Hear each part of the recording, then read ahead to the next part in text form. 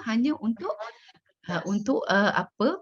Untuk bantu Hana Jasmine untuk exercise. Right. Kita tengok dia exercise sikit, kemudian kita forwardkan ya. Right.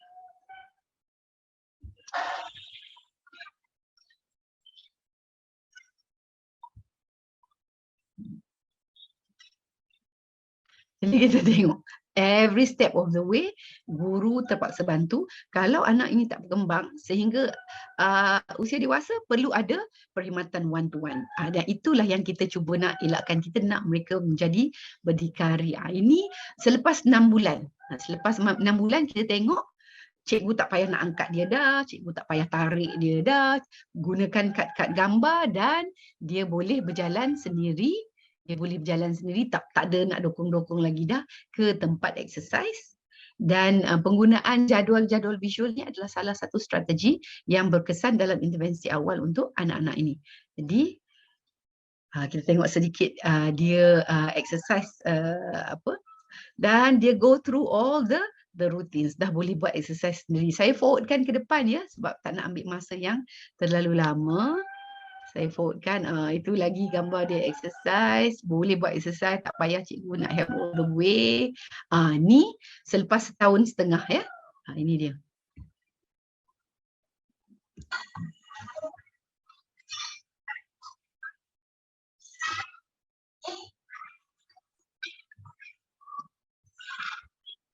Tengok, dia dah boleh duduk dalam kelas.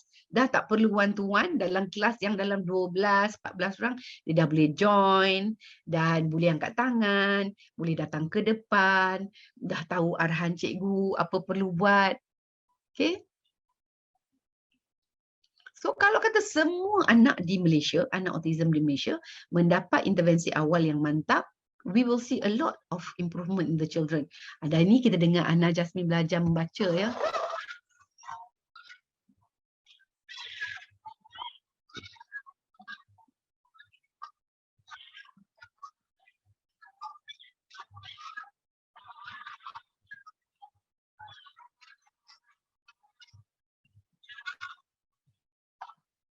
Dan boleh buat matematik.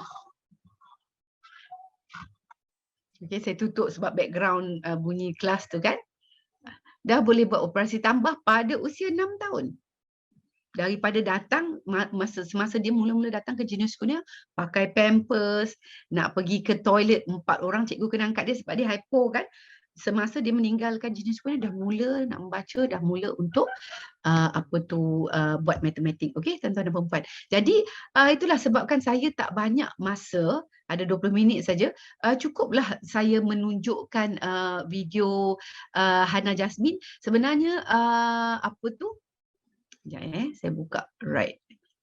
Sekejap saya cari slide saya. Right, ini dia.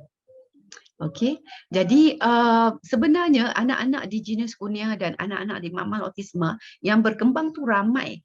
Cuma disebabkan kita sibuk mengajar mereka, kita tak sempat nak share perkembangan mereka. Jadi sedih sekali sehingga sekarang tahun 2022 ada ibu bapa yang masih tak percaya tentang keberkesanan intervensi awal dan masih lagi nak cari bomoh lah, nak cari tangkal lah, nak cari ubat ajaib lah, nak cari suntikan ajaib dan sebagainya. Jadi kesian melihat ibu bapa yang tak dapat ilmu mengenai intervensi awal ni kerana mereka membuang masa mereka shopping for treatments. Okay, jadi saya ada 2-3 slides lagi.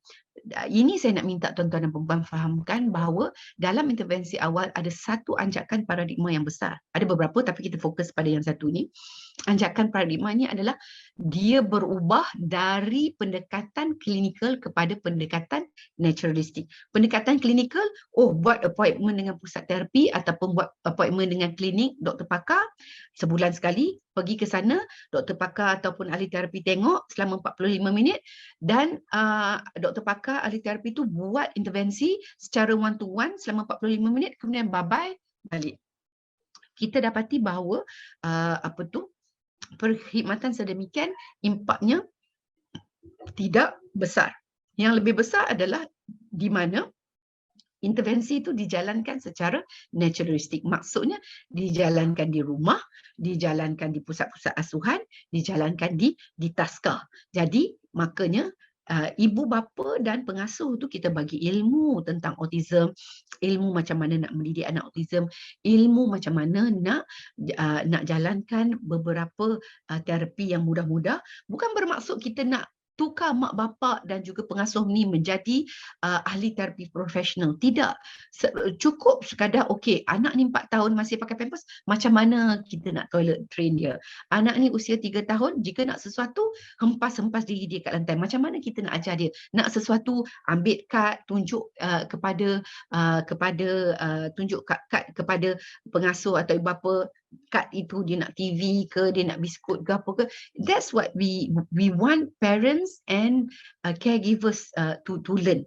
Jadi apabila ibu bapa dan pengasuh tahu bagaimana nak mendidik anak-anak ni, maka intervensi tu sebagaimana saya katakan berjalan every waking moment, dan bukan lagi nak tunggu appointment doktor pakar, kalau nasib baik dapat sebulan sekali, kalau tak nasib baik 3 bulan sekali. Jadi itu yang kita nak ubah, dan sebab itu saya rasa usaha Dr. Zazlina Kamaruzaman dengan kajiannya mengenai CST training tu adalah sangat important.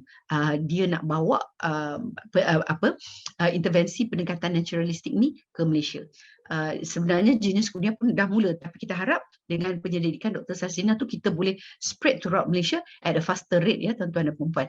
Ingat ya tentang ajakan paradigma ni, dan objektif intervensi awal yang paling penting lagi, asas dia adalah hubungan sihat dan mesra dengan ibu bapa dan keluarga. Sebab apabila anak ada hubungan sihat dengan mesra dengan ibu bapa keluarga, maksudnya kemahiran sosial dia mantap, kemahiran emosi dia mantap. Lupa saya nak tambah satu lagi, kemahiran komunikasi dia pun mantap.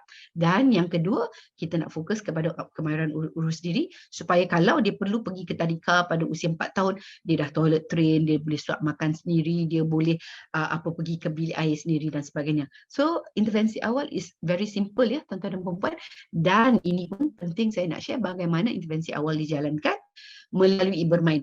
Di Malaysia ni kan, bila kita kata pendidikan kanak-kanak muda, kanak-kanak kecil melalui bermain kan, kita boleh tengok tau wajah penonton kita, tak percaya, muka tak percaya macam tu. Jadi kan memang kita kena tekankan kanak-kanak belajar melalui bermain. Tak kira lah dia ada autism ke, tak ada autism ke, dia ada kecacatan yang macam mana pun, mereka belajar melalui bermain. Ada satu petikannya, dia kata playing is a child's serious business. Playing is a child's serious business. Kita lagi banyak kita bagi dia peluang bermain, lagi banyak dia akan berkembang. Dan satu lagi, intervensi awal dijalankan melalui rutin harian. Maksudnya duduk di rumah, dia nak pergi toilet, masa tu kita ajar toilet train. Duduk di rumah, waktu makan, masa tu kita ajar dia suap. Waktu di rumah, dia pergi mandi, masa tu kita ajar dia macam mana nak sabun badan dan sebagainya. Waktu di rumah, nak pergi main kat taman, masa tu lah kita train dia macam mana nak pakai kasut dan sebagainya. Itu yang kita kata melalui rutin harian. Ibu bapa dan pengasuh dapat konsultansi daripada pakar dan ahli terapi, namun ibu bapa dan penjaga menjadi sebagai ahli terapi utama. Ahli terapi utama, di mana objektif intervensi awal tu diterapkan dalam aktiviti seharian kanak-kanak itu ya tuan-tuan dan puan-puan. Slide saya yang terakhir, isu intervensi awal di Malaysia kurang kesedaran. Masa anak saya diagnose 1998, memang orang tak gerti sebut apa itu autism. Alhamdulillah sekarang autism ni dah satu perkataan yang biasa di telinga semua orang. Tetapi apa itu autism masih lagi ramai yang salah faham, dan yang paling membimbangkan adalah kefahaman orang bahawa semua kanak-kanak autism mempunyai tingkah laku mengamuk. Itu membimbangkan kita. Sebab apabila kita berusaha untuk menghantar anak autism ke kelas aliran perdana, cikgu-cikgu pun the first thing that cikgu-cikgu kata adalah, kalau budak ni pukul murid yang lain, siapa nak bertanggungjawab? Kenapa pula terfikir bahawa anak autism ni akan pukul? Sebab social media yang banyak kita dihidangkan dengan video-video anak-anak autism mengamuk. Itu adalah satu impak negatif ya. Dan of course kita kekurangan pakar. Contohnya kita punya developmental pediatrician, pakar perkembangan kanak-kanak, kita tak sampai 15 orang pun di speech therapy. Saya jangkakan 30 tahun akan datang pun Malaysia tidak akan mempunyai speech therapy yang mencukupi. Dan untuk ibu bapa dan pengasuh kurang latihan, alhamdulillah kita ada Jenis Punya, kita ada Anis yang menjalankan latihan secara online, alhamdulillah. Tetapi kita perlu lebih banyak lagi, dan pendekatan perkhidmatan intervensi awal secara klinikal. Kita perlu, bukan kita kata nak hapuskan perkhidmatan secara klinikal ni, tetap dijalankan, tetapi kita perlu banyakkan intervensi awal melalui pendekatan naturalistik. Okey, saya berhenti di sini dulu, Puan Moderator. Cakap laju macam kita pergi Shinkansen. Over to you, insyaAllah kalau ada question and answer. InsyaAllah. Alhamdulillah, terima kasih Dr. Hasnah dengan ringkas, padat dan sangat sangat jelas ya. Saya kira dari segi bagaimana kita nak memahami tentang kepentingan tentang intervensi awal kanak-kanak ini ya. Dan kata kunci yang saya rasa sangat penting tadi untuk kemandirian ya, agar anak-anak ini boleh berdikari dan kita juga boleh memperkasakan golongan ibu bapa dan juga caretakers ya Doktor ya. Doktor, kita ada 2 soalan ya daripada penonton kita, peserta kita pada hari ini. Yang pertama ya saya teruskan daripada Puan Rubita Osman, macam mana nak kenal pasti seseorang itu ada ciri-ciri autism? Adakah kanak-kanak kurang confident, suka nak berkawan, tak suka berada di majlis, wajah tak beremosi, adakah itu tanda-tanda autism katanya? Mungkin. Jadi kanak-kanak yang mengalami autism yang agak teruk, kita boleh kenal pasti lebih awal. Kanak-kanak autism yang mengalami autism pada tahap ringan, kadang-kadang sehingga 9 tahun, sehingga 8 tahun, baru kita boleh kenal pasti. Jadi kalau tuan-tuan dan perempuan bimbang rasa anak mungkin mengalami tanda-tanda autism, apa yang tuan-tuan boleh buat, tuan-tuan dan perempuan boleh Google MCHAT. MCHAT tu MCHAT, Modified Checklist of Autism in Toddlers. Now, instrumen saringan ni tidaklah begitu mantap, tetapi masih boleh digunakan. Kalau tak salah saya di website Autism Speak ada MCHAT tu, dan kita tekan butang tu dan dia akan paparkan keputusan sama ada anak tu mempunyai ciri-ciri autism atau tidak. Ini kita panggil saringan, maksudnya ini bukan diagnosis, ini saringan, maka dengan hasil saringan tu kita buat keputusan sama ada nak bawa jumpa doktor pakar atau tidak. Tetapi saya dapati even dengan bukan doktor pakar, doktor biasa pun kadang-kadang anak-anak yang mengalami autism ringan ni dia terlepas pandang juga. Jadi apa yang ibu bapa boleh buat adalah, satu, jika insting ibu bapa rasa ini adalah autism, boleh bawa anak jumpa pakar. Dan pada masa yang sama, kita boleh kaji apakah isu-isu fungsional anak. Contohnya macam Puan kata tadi, anak yang tidak berasa yakin apabila berada dalam kumpulan yang ramai, maka kita boleh bawa anak-anak pergi ke play school ke, di mana penekanannya adalah terhadap bermain. The emphasis is on play rather than academic learning, sebab kita nak kembangkan kemahiran social, emotional komunikasi dia melalui bermain tu. Ibu bapa boleh dah bawa anak menjalani aktiviti-aktiviti ini untuk kita polish anak. Jadi kalau kita syak anak kita ada autism, disebabkan di Malaysia ni kita kurang pakar, maka kadang-kadang nak dapat autism tu kadang-kadang mengambil masa hingga setahun. Jadi jangan buang masa, baca buku dan lihat apa dia antara aktiviti-aktiviti yang kita boleh buat. Dan kalau tanya saya apa aktiviti utama? Aktiviti utama adalah bermain. Bawa anak bermain dengan ibu bapa, anak bermain dengan adik-beradik, bermain dengan sepupu-sepupu, bermain dengan anak di kejiranan, bawa dia pergi berenang, main dengan kawan-kawan, bawa dia main bola, play. Sebab kita kena ingat kecacatan utama autism adalah kemahiran social interaction dan social communication. Jadi play is very important. Thank you, Puan Hamidah. Yeah, another question, Dr. Hasnah, is from Suziani Farhana Suhaimi. Dia kata, salam doktor, saya Suzi daripada KPWKM, Kementerian ni. Saya nak tanya, ada perkaitan signifikan tak antara bilangan adik-beradik dengan keadaan anak autism? Dan apa kesannya? Anak autism saya mild to moderate, berumur 9 tahun, tiada adik-beradik. Saya pernah dimarahi oleh doktor sebab tak bagi adik-beradik kepada anak autism saya. Sedangkan kos penjagaan anak autism lebih tinggi dan anak ini perlukan perhatian lebih dari anak-anak tipikal. Saya pula ibu bekerja dan bebanan tanggungjawab dan menjaga anak autism semua di bawah saya. Memang kebanyakannya isu ini memang beginilah ya doktor ya, berat. Mungkin doktor nak komen. Saya rasa saya tak berhak nak impose value saya kepada puan. Tapi saya boleh kongsi saya punya pengalaman. Namun the decision is yours. I think kita tidak boleh paksa wanita hanya kerana dia wanita, dia perlu beranak ramai, dia perlu jadi superwoman, dia perlu bekerja dan sebagainya. Only an individual understand dia punya capability. Tapi apa yang saya lihat adalah apabila ada anak OKU, bila dia ada siblings ataupun adik-beradik ini dia menjadi macam ahli terapi percuma kepada anak itu.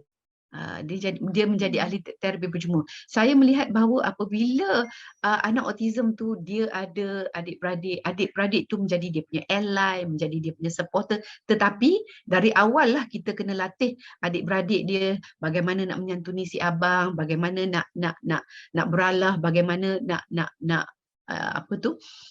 jadi apabila ada siblings ataupun ada adik-beradik, memang ada dia punya pros dia tu. Memang dia ada dia punya pros. Walau bagaimanapun kita kena kenal pasti juga isu-isu. Contohnya, suami ada menyokong tak?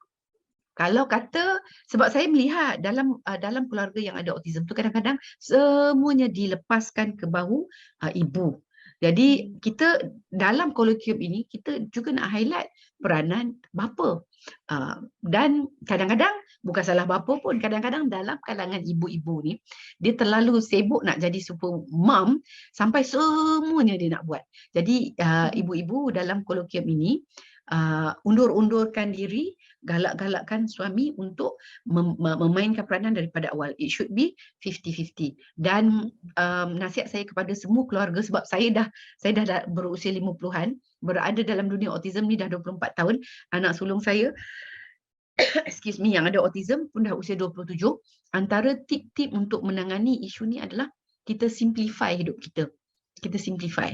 Kalau kita lihat orang rumah macam ni, kereta macam ni, holiday macam ni, baju macam ni, tak payahlah. Kita ada anak autism, simplify. Apa yang kita makan, apa yang kita pakai, yang it will give us a peace of mind and more time for us, more time for our children. Jadi bottom line, sama ada nak beranak lain atau tidak is your personal decision. But from my experience, siblings, sebab anak saya yang autism tu sulung. Nombor 2 typical, nombor 3 pun autism. Tapi alhamdulillah yang nombor 2, nombor 3 tu banyak menyokong abang dia, alhamdulillah.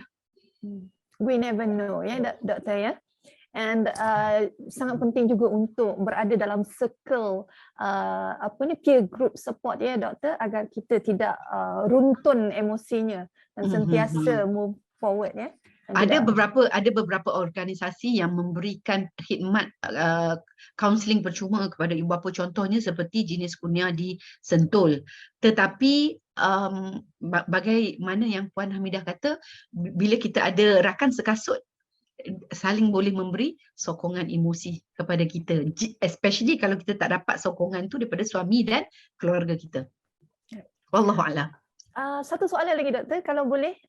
Boleh. Neurological disorder boleh dirawat ke doktor, dan after rawatan disorder? Ini adalah soalan yang baik yang saya tertinggal, saya rasa. Jadi untuk autism, ahli-ahli saintis menyatakan bahawa tidak ada penawar. There is no cure for autism. Saya pernah dimarah oleh orang. Dia kata, Dr. Hasnah ni tak baca Quran ke? Dalam Islam yang kata setiap penyakit itu ada penawarnya. Mungkin ini bukan penyakit. Autism bukan penyakit. It's a condition. Satu kondisi. Apa yang kita buat adalah dengan intervensi awal, dengan pendidikan khas, dia punya negative issues tu yang dihadapi oleh anak tu kita cuba minimalkan, kita kurangkan, dan dia punya kekuatan tu kita cuba maksimiskan sehingga anak-anak ni kelihatan seperti anak-anak yang lain. Contohnya anak-anak autism yang berjaya ke aliran perdana, dia get straight A's, dia tak ada masalah dengan kawan-kawan. Tetapi kita tak boleh kata mereka tu dah cure daripada autism. It's a danger. Kita bimbang it's a danger kerana nanti bila dia pergi ke sekolah menengah, isunya adalah berbeza. Dengan datangnya isu akil balik lagi. Kemudian apabila dia ke universiti, isunya berbeza. Apabila melangkah ke alam pekerjaan, isunya adalah berbeza. Melangkah ke alam rumah tangga, isunya adalah berbeza. Jadi kalau kita terlalu sibuk nak memadamkan diagnosis autism tu, kita bimbang. When we erase the diagnosis of autism, at the same time, we are erasing the potential support for these people. Kita bimbang, oh dia dah sembuh tadi, dan kita pun berhenti memberikan sokongan yang diperlukan. So it's not healthy to say that we can cure autism. Itu sebabnya, tuan-tuan dan puan-puan. Baik. Saya rasa ada soalan lagi, Doktor, but I have to refer with the other. Okay. Center, right? I'll be online. Okay. Thank you very much, Dr. Hasna, for your sharing and for your presentation. Semoga yang lain juga dapat manfaat yang banyak sekali daripada apa yang dipersembahkan.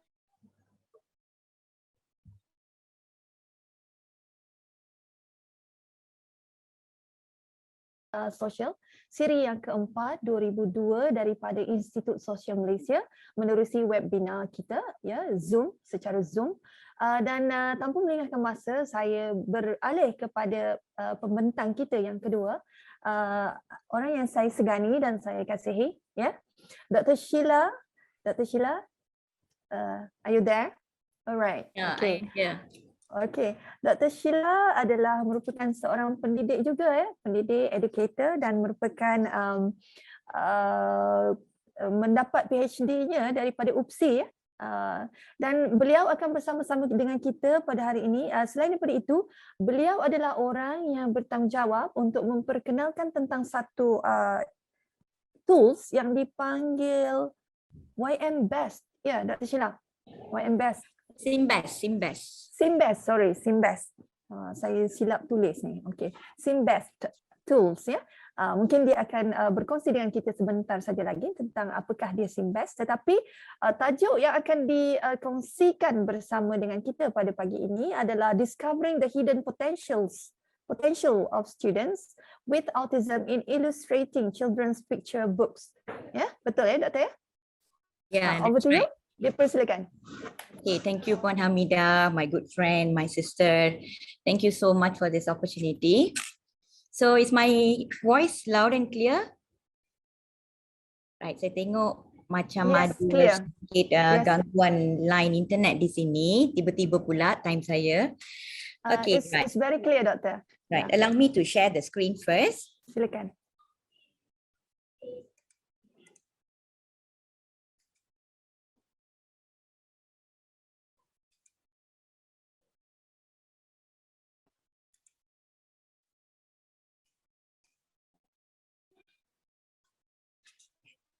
All right, so this is the topic of my sharing today with our honorable audience over here, yang saya percaya daripada kalangan dalam kalangan ibu bapa, daripada ibu bapa, the ones who are here today must be special education teachers as well as ibu bapa.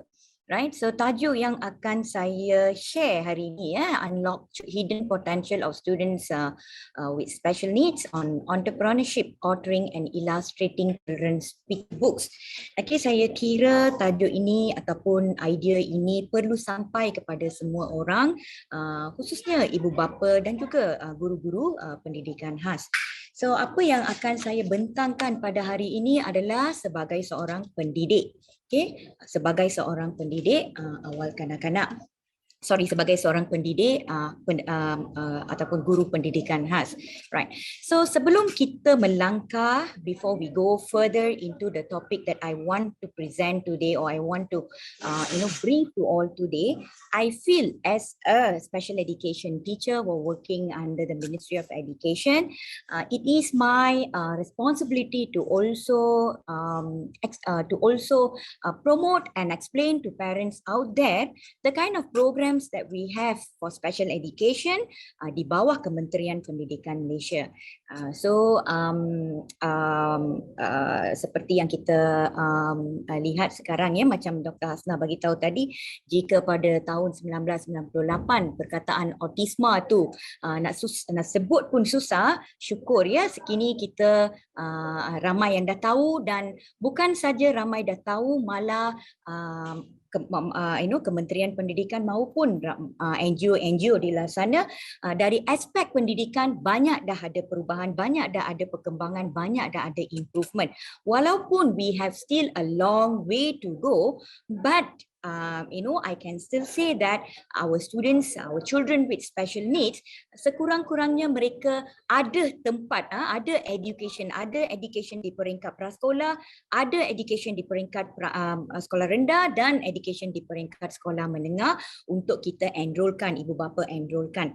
Jadi sebelum kita pergi further into the topic, the core subject of our session today, let us look at the category of students with special needs ya, di bawah Kementerian Pendidikan. Jika kita lihat kita ada dua bahagian, iaitu JKM, mereka ada categorization mereka sendiri, tujuannya untuk penyampaian kad OKU. Tapi di bawah Kementerian Pendidikan Malaysia, categorization KPM adalah untuk memberikan murid-murid berkeperluan khas ini penempatan pendidikan yang sesuai dengan ketidakupayaan mereka, ataupun kekuatan mereka dan sebagainya lah.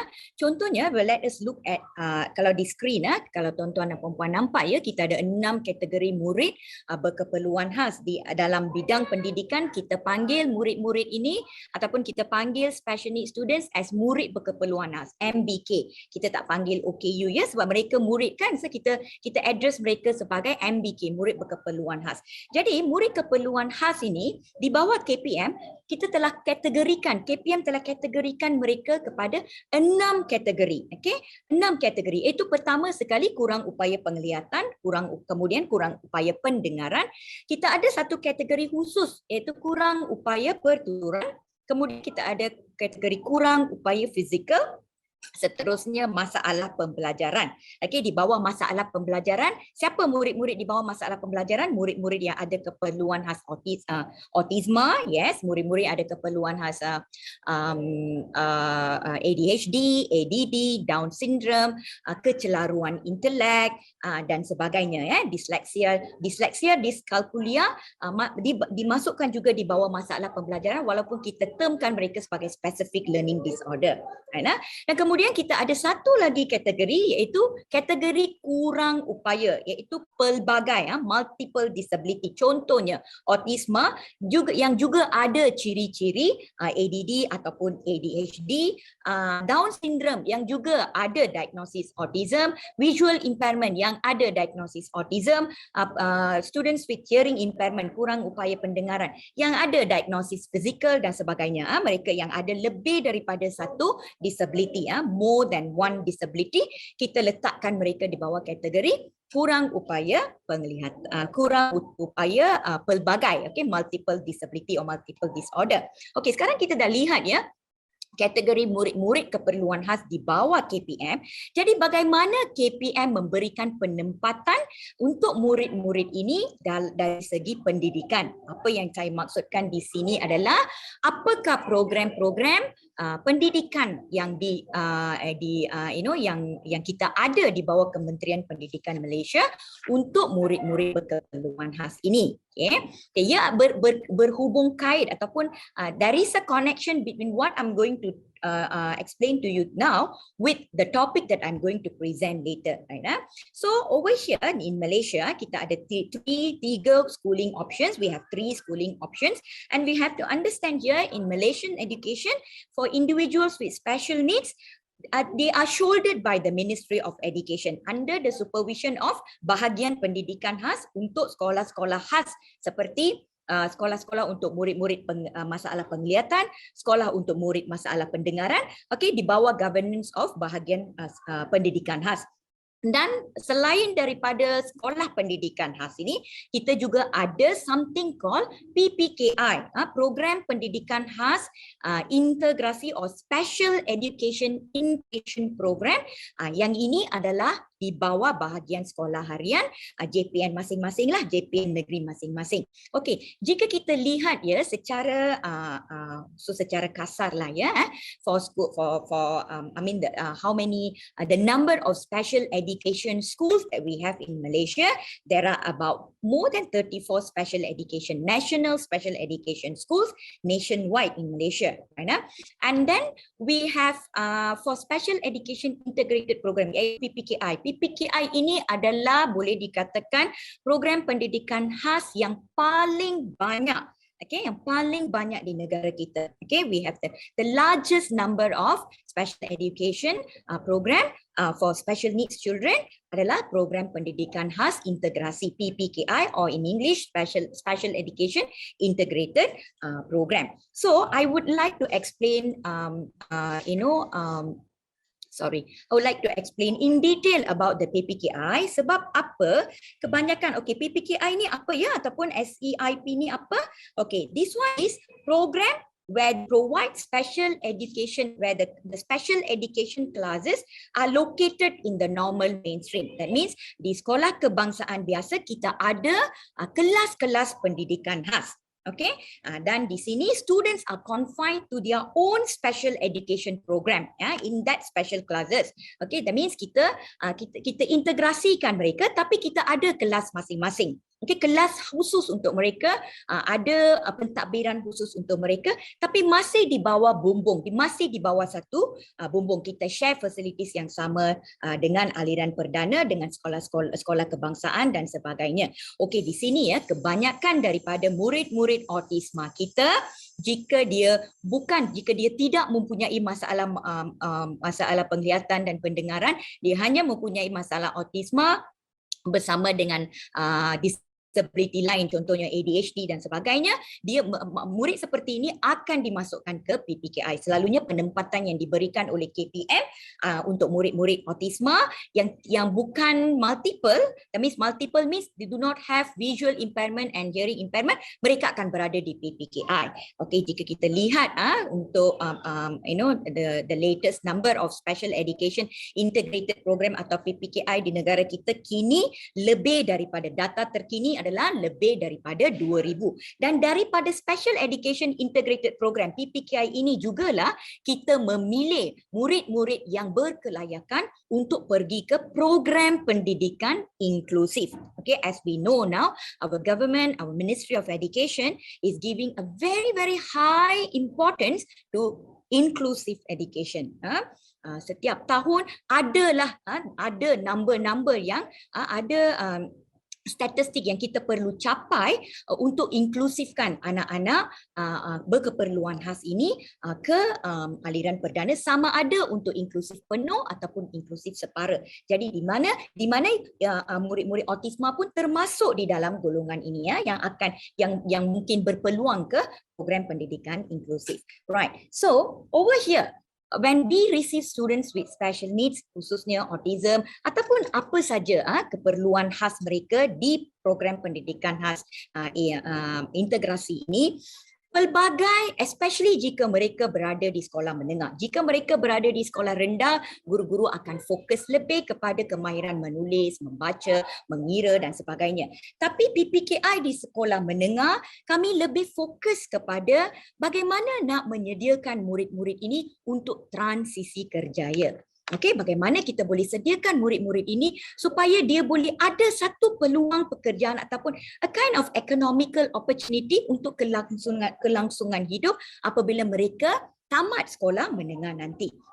Okay, here. So over here, this is what we are doing in, I believe, not only in SMK Dato Haji Abdul Wahab, which, this is the school that I work, but in all the PPKI programs, all the PPKI teachers are actually focusing on how to prepare the students for transisi kerjaya, work transition, di mana work transition itu adalah based on the strength, ability, capability of the student. That That means individually apa kekuatan dan kelemahan murid itu dan bagaimana kita boleh cater on work transition program berdasarkan kepada kebolehan individu murid itu, bukan secara pukul rata.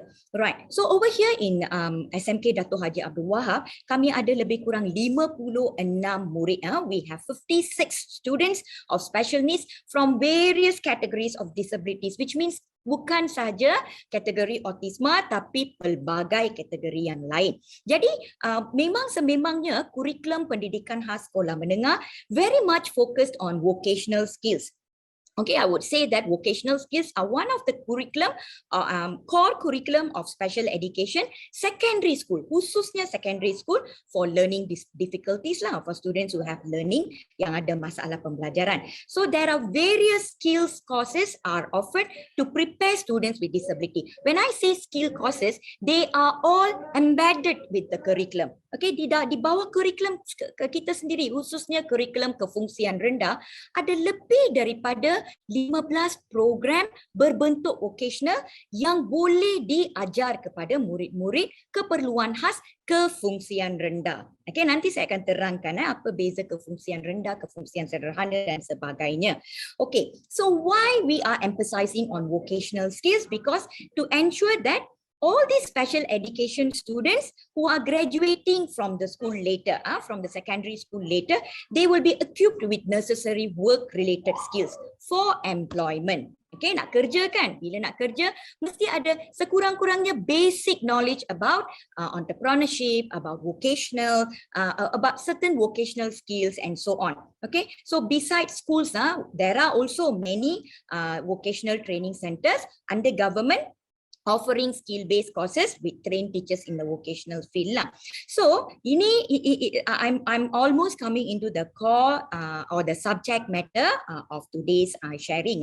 So if you look on at the screen, pada screen ini saya ada banyak information yang telah saya letakkan di sini. So entrepreneurship, authoring dan illustrating. Kalau tuan-tuan dan puan-puan sedar ya, tajuk saya pun dah mula dengan entrepreneurship. Entrepreneurship maksudnya keusahawanan. Okay, saya suka guna term pedagogi keusahawanan sebab pedagogi keusahawan ini very rich, okay, and it can be applied to various categories of students. Cuma kita sebagai guru pendidikan khas ataupun ibu bapa yang ada knowledge, okay, dapatkan knowledge tentang entrepreneurship pedagogi ini dan kita cuba sesuaikan dengan kebolehan anak murid kita ataupun anak-anak kita. Okay, so entrepreneurship pedagogi ini bukan saja boleh dilaksanakan oleh guru-guru di sekolah, okay, malah boleh juga di parents at home also can grab the knowledge and start off and start teaching their own children at home and mold them towards this entrepreneurship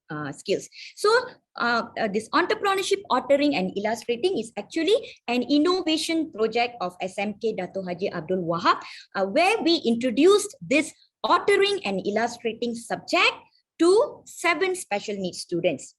Okay, dan kami gunakan satu pedagogi framework di mana framework itu bernama entrepreneurship pedagogy with venture creation approach. So why this started? Okay, how this started, right? I have a lot of special needs students, especially the ones who are from the category of autism, where they are very, very talented in authoring and illustrating. Saya juga kira ya, ramai ibu bapa juga sedar bahawa anak-anak di rumah sangat pandai melukis, mewarna. They are very, very talented in the art subject. Okay, even teachers, we observe our students with autism who are non-verbal, who do have a lot of sensory issues in them. But when it comes to art, drawing, coloring, painting, they can be as calm, as calm as you have never seen them as calm as that, you see. So then we know that the elements of art, ada sesuatu ya pada art ini, elemen di dalam art ini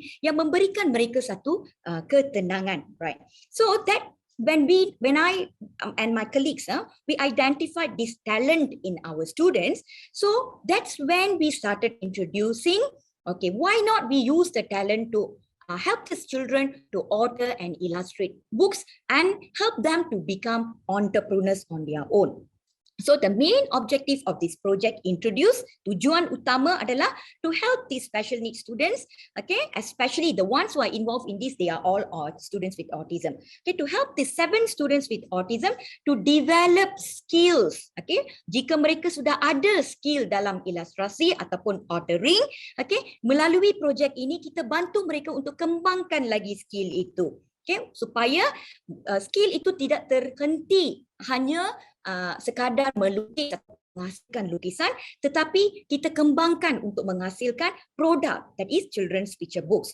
So that those products, okay, that children picture books that they are going to publish later will generate a source of income for these children independently when they leave school. So this, as I mentioned just now, entrepreneurship, authoring and illustrating is based on an entrepreneurship pedagogy where we incorporate that pedagogy into the teaching subjects. Macam kami menggunakan subjek komunikasi. Di bawah subjek komunikasi kita ada bahasa Melayu, bahasa Inggeris dan juga matematik. Jadi kami menggunakan subjek komunikasi untuk apply projek ini. Okay, gunakan waktu tu untuk mengajar murid-murid ini on how to author, illustrate and hence publish children's picture books. Okay, and these are all based on, bukan semua murid-murid yang berada, yang mengambil subjek komunikasi terlibat dalam projek ini. Okay, these are all based on the interest of the students. It's not like one program fit to all. We assess, we observe whether those students do have interest or not. Ataupun kadang-kadang mereka ada interest tapi mungkin tidak ada motivasi. So we also see from that aspect, can we motivate them? Okay, can we motivate them towards for the next level, and through that motivation can they have the interest to become part of this project. Kalau macam dah tak boleh sangat, memang tak ada interest, memang kita tak paksa.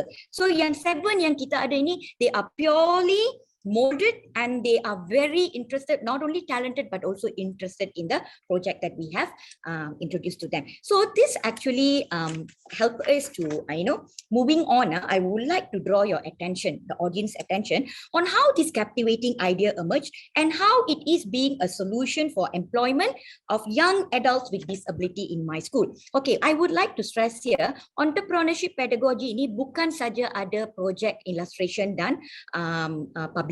Dia ada lebih daripada satu projek, tapi hari ini saya hanya akan explain that one project alone. So, firstly, let us look at the issues related to employment faced by our young adults with disability at the macro level, secara macro. So, in Malaysia, employment for persons with disability is historically seen as a charity act and often stereotyped into a welfare cases. So, generally, persons with disability, they are marginalized and often perceived as less productive. That is one problem that we always face, although there's a lot of improvement in terms of employment. Banyak dah inisiatif-inisiatif yang kerajaan ambil untuk meningkatkan employability of people with disability, whether in government sectors and in private sectors, tapi masih tak cukup. We still have a long way to go, right? So although we have many vocational training centers, okay, but I would say that it is still limited for young adults with disabilities. Bukan semua program-program vocational yang ditawarkan itu boleh diikuti oleh anak-anak kita. So even if they get the opportunities to be educated in any vocational training center, so unfortunately not all of them are able to engage in the full-time employment after the training. Bukan semua diterima masuk bekerja di mana-mana syarikat untuk full-time job dan sebagainya. Kenapa ya? So because it is all largely depends on how delayed the students are. Okay, bergantung kepada kelewatan perkembangan mereka and developmentally lah. Okay, and the impact of their disabilities in their daily life. So most likely young adults who have disabilities yang ada high academic skills, yang boleh baca, boleh menulis dan sebagainya, yang ada arithmetic skills dan sebagainya, they were 2 to 3 times more. Literature says they were 2 to 3 times more likely to be employed in full-time jobs compared to those who are low function or the low skills one. Okay, so sadly this is the undeniable current situation for the group of people who are under the category of low functioning, okay, or low skills. So if so, what will happen to all the low function ones that we have in schools, like the ones that I have in my school? I have almost about 25 to 30 low functioning students who are enrolled in our program. And I believe there are also a lot of low functioning students in other PPKI programs. So these students, who are these low functioning students? These students, they are much delayed from their other peers with disability. Lebih ketinggalan, lebih lewat perkembangan dia berbanding dengan rakan-rakan sebaya lain di dalam kelas. Apabila saya kata lebih lewat, okay, they are delayed in developmental areas like fine motor skills, gross motor skills, cognitive, speech and communication, social development, and so on. Especially if we have students with autism, okay, where their ciri-ciri diorang adalah lebih kepada social impairment. And also, in terms of pemikiran mereka juga, very terhad and so on, right? So, apatah lagi jika mereka lebih lagi lewat daripada rakan-rakan yang lain. So, over here, mostly they are not able to read and write fully. So, due to this limitation, what happens is they have very restricted career options when they graduate. Sekolah menengah nantilah when they graduate high school later. So, from my past reflection, okay, being in the field for almost 15 years now, I see that many low functioning young adults are stranded at home without any economical opportunities, but only to depend on the allowance from the welfare department. Itu pun ada syarat-syarat dia kan. So this is how, considering all these problems that we are facing, this is how the big umbrella of entrepreneurship pedagogy emerged as a solution to the current problem faced, which we discussed earlier. Okay, so I'm moving on. Right. So what I felt was, instead of trying to fit them, okay, mereka adalah murid-murid daripada kategori low functioning dan tak banyak option untuk mereka di luar. So instead of trying to fit them into a full-time employment, knowing their challenges and limitations, so we teachers over here, we thought that why not we create employment opportunities through authoring and illustrating children's books for these students yang ada talent dalam bidang art. Okay, so all these students are talented artists. They are very talented, and their talent is only maximized to the extent of taking part in art competition. Kita hantar untuk pertandingan lukisan dan sebagainya. Kadang mereka menang, kadang tak menang. Bila menang ada pingat dan ada wang tunai sedikit. Lepas tu habis di situ sahaja. Tak ada perkembangan, tak ada kesinambungan. You know, we need to do something to take them to the next level with the a talent that they have. Okay, so what happened? Those to reach their highest potential, involving them in authoring and illustrating will serve as a solution for the issues we discussed above. So this idea is to mold these special needs students who are very much interested in art to develop their leadership, master the work-related skills suitable to their ability, and also to help them to innovate business plans and learn to have the entrepreneurial mindset. Dan bukan itu saja, moreover, publishing trend kini are very emerging with a lot of new technologies yang boleh encourage people to innovate book formats and designs for new authors and also illustrators to provide a greater range of books for children. Buku, antara semua buku-buku yang ada, buku cerita kanak-kanak ini demand dia adalah sangat-sangat tinggi. Okay? Semua orang baca buku cerita kanak-kanak. Tak kira umur, jantina dan sebagainya. Daripada tua sampai dah muda, semua orang enjoy buku cerita kanak-kanak. So further on this section, I present how we unlock the hidden potential. I used specifically the word unlock the hidden potential. Sebab apa? Murid-murid autisme kita, anak-anak autisme kita, banyak potensi mereka. Dan semuanya adalah hidden, panggil apa? Tertimbus. Okay, it's hidden at the bottom, and we have to, as teachers, as parents, walaupun dia tunjuk kekuatan dia ataupun dia tunjuk skill yang kecil macam ni pun, kita kena cari macam mana skill yang kecil itu kita boleh develop. Ada apa-apa potensi tak dalam skill itu untuk dikembangkan. Okay, sometimes students with autism, they don't really show us what we can do. So it is our duty as teachers and also as parents to dig those skills out. Okay, so that's why I use the word unlock the hidden potential. They are rich with potentials. It is our duty untuk korek benda tu keluar, korek potensi tu keluar. Okay, right. Now, so as I mentioned earlier, the main objective of the project is actually to offer students with autism a practical experience, okay, on how to illustrate books and also how to author books and also how to self-publish the books. Okay, what it means by self-publish, I will explain further. So this project started in September 2020, 2 tahun yang lalu, okay, ataupun I can say that 1.5 years ago, okay, when the school reopens after the pandemic outbreak. So what happened? There was a team, as I mentioned just now, kita gunakan subjek komunikasi untuk implement projek ini kan. So di bawah subjek komunikasi untuk Melayu ataupun bahasa Inggeris ataupun matematik, kita ada tema-tema dia tersendiri.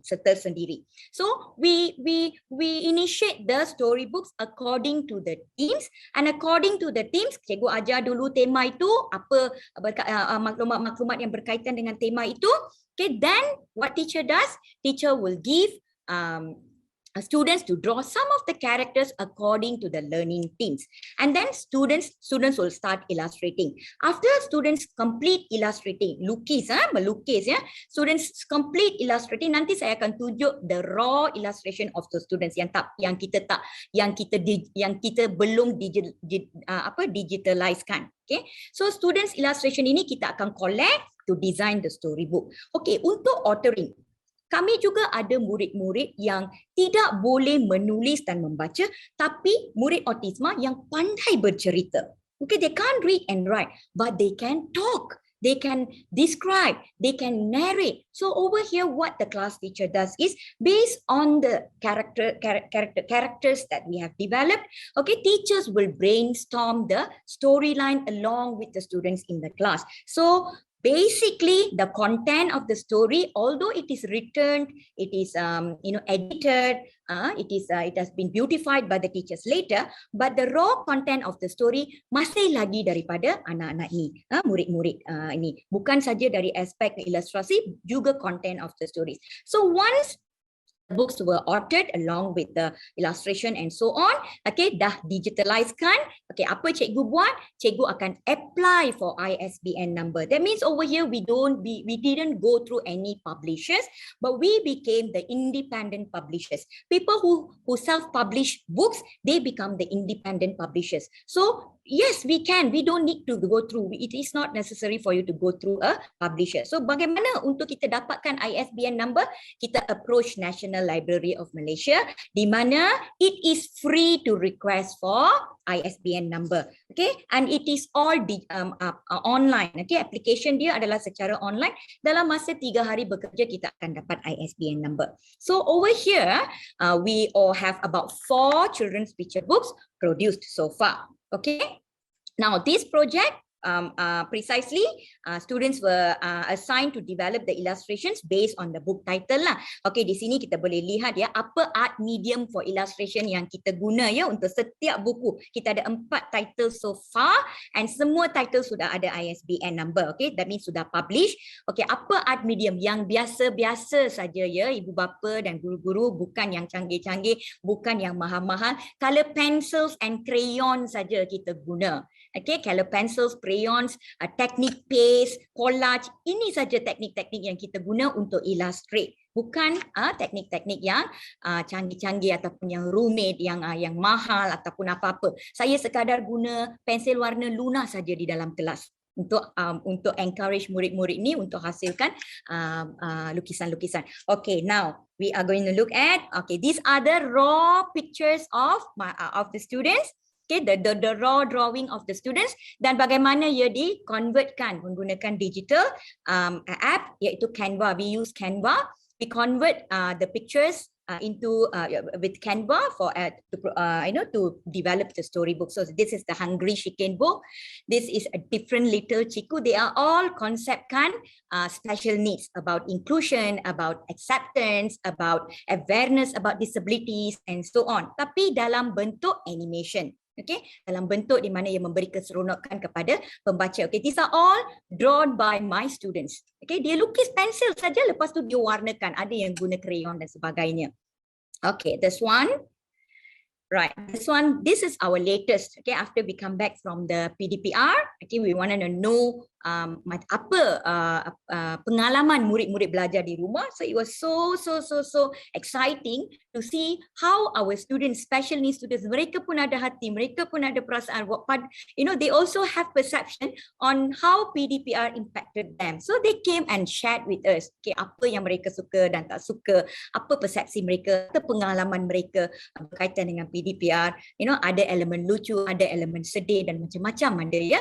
Okay, so we convertkan sketsa itu semua sebagai buku, which is purely by our students. Right, so this is the Canva. This is how we do. This is how we design the books. Canva sekarang pun free ya, ibu bapa dan guru-guru. Tak perlu nak beli Pro Canva. Kalau nak beli Pro Canva pun macam-macam ada di Shopee. Boleh juga join orang punya group package dan sebagainya. So this is how we do the conversion. Okay, this is how we do, and there's a lot of we have a special place which I call atelier penerbitan buku kanak-kanak, di mana di sinilah kita panggil workstation ataupun bengkel. Atelier means bengkel lah, okay, workstation, indoor workstation untuk murid-murid ini melakukan kerja-kerja lukisan, authoring and so on. Right, so this is the output. Puan Hamidah, how long more I have, Puan Hamidah? Perhaps I can give 5 more minutes. Okay, boleh? So in terms of student readiness, dalam 2 tahun ini, okay, kita ada dalam lebih kurang 4 orang murid yang boleh melakukan projek ini secara individu. Daripada 7 ya, 4 orang boleh melakukan projek ini secara independent. Okay, and then as for the book publishing, we already have 4 book publishing, and we also involve parents into this. Sebab apa? Objektif utama and objektif kita adalah apabila murid-murid ini tinggalkan kita nanti, there must be a continuation. So untuk continue, ibu bapa pun kena tahu apa yang mereka buat. Jadi 7 orang murid yang terlibat dalam projek ini, ibu bapa mereka pun terlibat. They also know how to do the conversion, how to self-publish, although I have not fully taught them on publishing and so on, but we still have time. They still have with us about 4 more years to go. Right, so okay, this is the current impact I've already explained. So in 3 years time, we expect to have more students involved in this project. That's about 21 students, and we expect about 15 families to be involved, and we expect to have output of 12 books. And finally, it's a very short video, Puan Hamidah. Can I show the audience? Okay, video ini telah dapat kebenaran daripada ibu bapa dan juga pihak sekolah. Okay, I invite all of you to watch this authoring and illustrating video to see how the special needs students, especially the autism students, they are doing the project in school.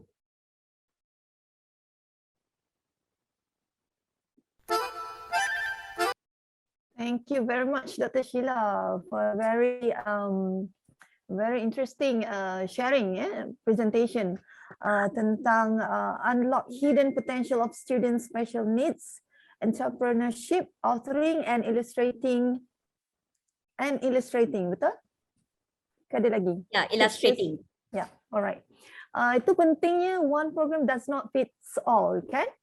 Jadi sangat menarik dan perlu adanya mengenal pasti setiap kelebihan potensi seseorang individu autisme ataupun murid berkeperluan khas untuk memotivasikan mereka untuk berjinak-jinak dengan entrepreneurship ini. Dr. Sheila, saya ingat semasa saya pergi membuat lawatan dalam program ASEAN dulu di Philippines, ada kami dibawa melawat ke sekolah integrasi di Manila.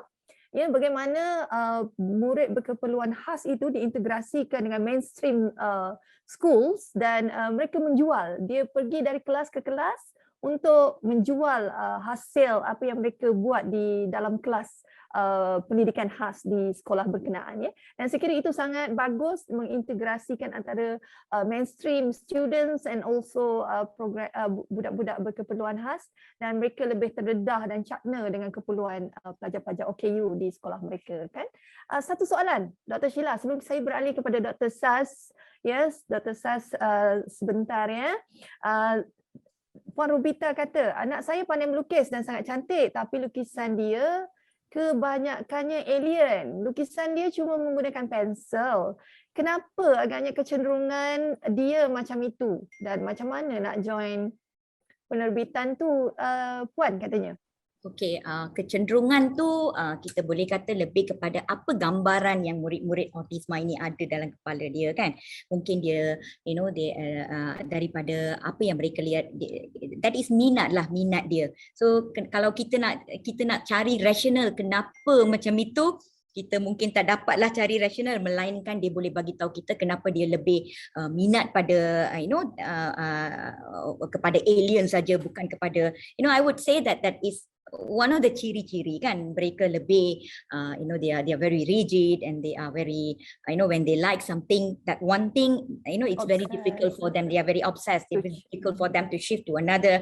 So kalau ibu rasa ibu nak bagi dia kepelbagaian, mungkin ibu boleh cuba untuk encourage dia untuk lukis perkara-perkara yang lain, karakter-karakter yang lain. You can try, but I would not say that it will happen in one day, but consistently kita cuba jika kita nak bagi kepelbagaian lah. Tapi kalau perkara itu tidak mendatangkan apa-apa, it's not harming the child, or it's not a problem to the child, then I would say that tak payahlah, kalau tak payah tukarlah kalau dia tak memberi apa-apa kesan kepada murid.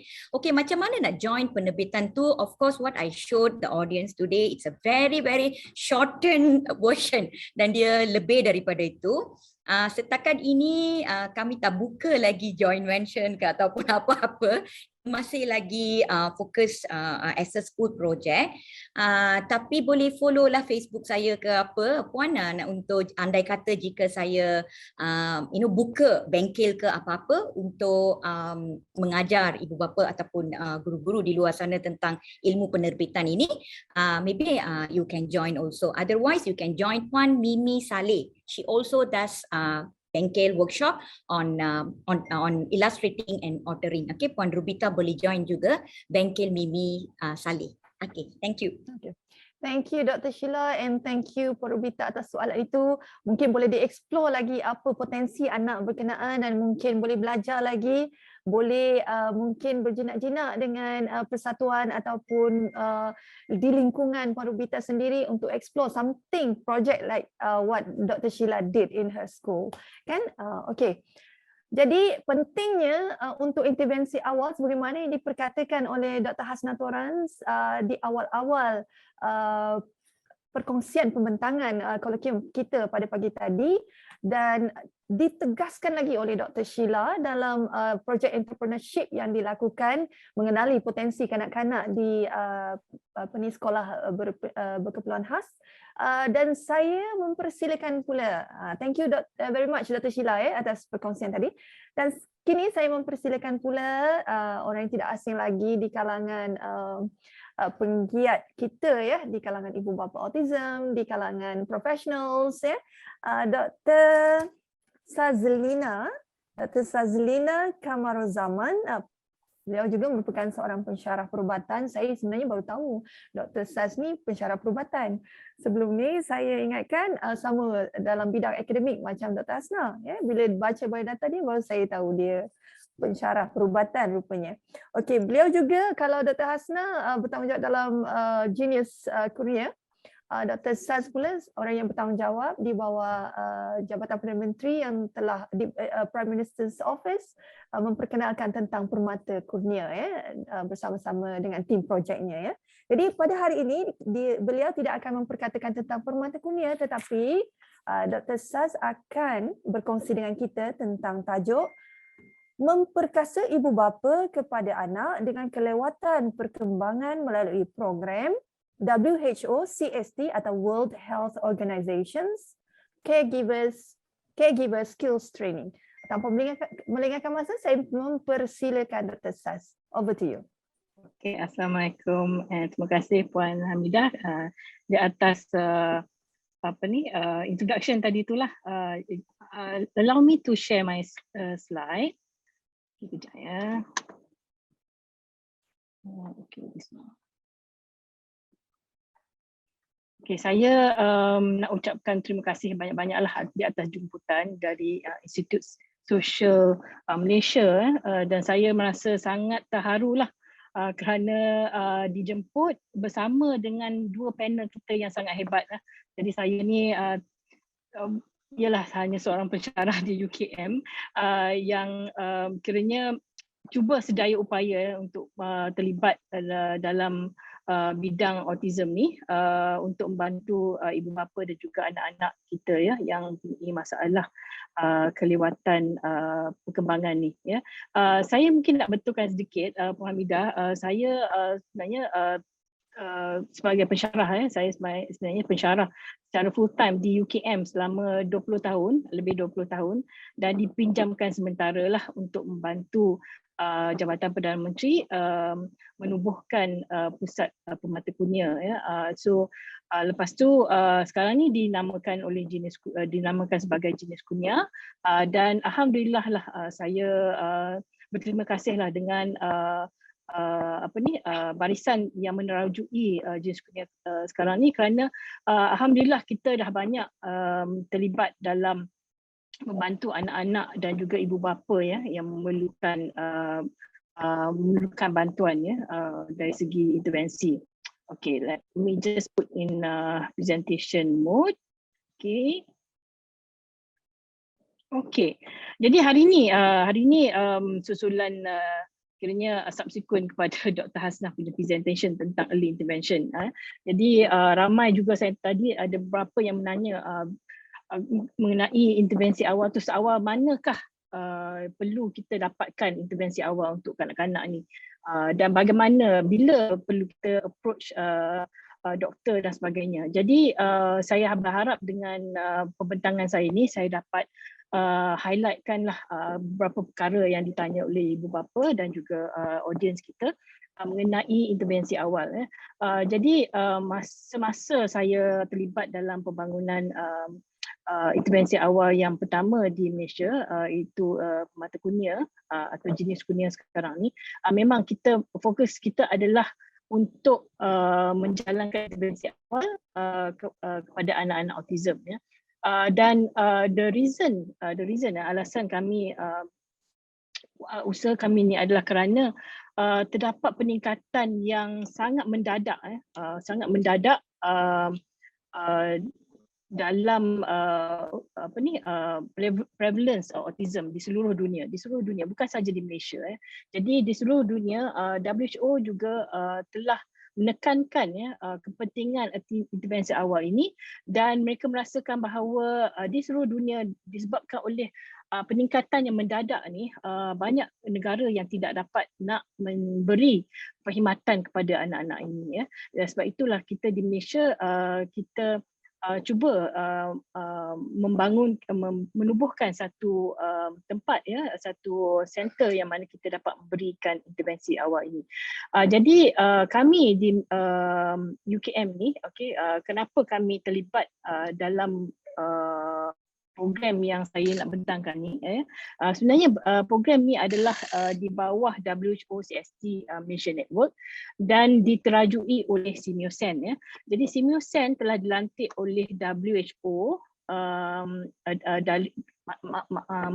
dari Autism Speaks ya. Dan Autism Speaks sebenarnya dia bekerjasama dengan WHO menjalankan program yang dinamakan Caregiver Skills Training ya. Jadi caregiver skills training ni basically apa yang dimaksudkan adalah melatih ibu bapa untuk menjalankan intervensi awal menggunakan persekitaran yang natural untuk anak-anak ya. Jadi WHO telah dilantik oleh Autism Speaks dan kami bekerjasama di bawah apa yang dinamakan Malaysia Network di mana UKM ya adalah research partner atau kami adalah rakan penyelidik manakala jenis kunia adalah training partner. Jadi saya akan terangkan sedikit mengenai projek kami ini ya. Okay. Jadi going back to developmental delay, kenapa saya tak sebut autism sebab sebenarnya developmental delay atau kelewatan perkembangan ni dia merangkumi satu kumpulan yang sangat besar, di mana ia melibatkan kanak-kanak yang punya masalah pertuturan. Kadang-kadang ibu bapa tanya kepada saya, anak saya lambat bercakap, anak saya ada autism ke? Tapi tak semestinya. Kadang-kadang anak-anak ini dia hanya ada speech problem saja, tapi dia tidak punya ciri-ciri lain yang mungkin punya autism. Kemudian ada juga anak-anak yang punya sensory impairment atau punya masalah sensori. Ada juga yang punya masalah pembelajaran, ADHD, disleksia. Itu adalah semuanya terangkum dalam apa yang dipanggil developmental delay.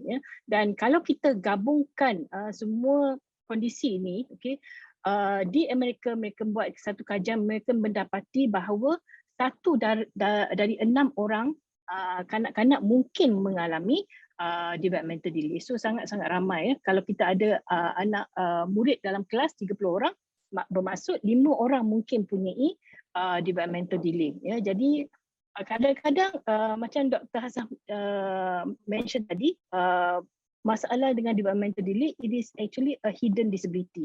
Kekurang upayaan tersorok. Jadi kita kadang-kadang tak perasan yang anak-anak ini punya masalah dan sebagainya. Dan seperti mana yang diceritakan oleh Dr. Hasnah, early intervention, intervensi awal tu sangat-sangat penting untuk anak-anak ini, untuk perkembangan anak ini supaya dia dapat catch up dengan anak-anak lain, supaya dia dapat di masa hadapan berdikari dan dapat menjaga diri mereka.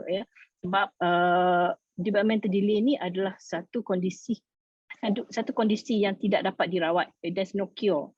Tapi kita boleh mengubah supaya kekurangupayaan yang dialami itu dapat dikurangkan lagi supaya dia dapat berdikari. Jadi di Malaysia, intervensi awal tu kalau duduk di KL dengan Selangor, insyaAllah ada masalah. Bukan tak ada masalah. Memang banyaklah center-center. Tapi kalau kita tengok kalau di luar daripada Kuala Lumpur dan sebagainya, memang sukar untuk mendapatkan intervensi awal ni. Tidak banyak center yang memberi perkhidmatan intervensi awal ni kepada ibu bapa dan juga anak-anak. Jadi ini antara poin yang Dr. Hasnah bangkitkan tadi, isu intervensi awal di Malaysia. Kurang kesedaran. Itu memang sebab itulah setiap tahun kita ada bulan autisme ni untuk mewawarkan, membuat hibahan kepada orang ramai mengenai apa itu autism dan mengenai kepentingan untuk mendapatkan intervensi awal. Dan di samping itu di Malaysia ni walaupun kita ramai terapis, ramai pakar dan sebagainya, tapi masih kurang pakar untuk menangani isu autism dan juga isu intervensi awal ni. Dan di samping itu kurang latihan, sebab untuk membantu anak-anak ini kita perlu melatih ibu bapa dan juga pengasuh supaya anak-anak ini mendapat intervensi awal yang memang terbukti berkesan kepada anak ini. Sebab itulah kadang-kadang ibu bapa dia sangat-sangat desperate, sangat desperate untuk membantu anak mereka, sehingga mereka terpaksa memilih cara lain yang kadang-kadang tiada buktinya. Jadi on top of isu-isu yang Dr. Hasnah bentangkan tadi, terdapat satu isu baru pula yang menimpa negara kita dan juga negara di seluruh dunia, iaitu COVID-19. COVID-19 yang menyebabkan menambahkan lagi permasalahan di negara kita ni. Dan ini adalah salah satu reason kenapa kami approach WHO dan juga Autism Speaks untuk menjalankan kajian mengenai WHO CST ni. Kerana kalau kita ingatlah masa COVID-19 hari itu kan, masa PKP, parents tak boleh nak keluar, anak-anak tak digalakkan bawa keluar, hospital pula mengurangkan akses ibu bapa untuk datang ke hospital untuk mendapatkan intervensi.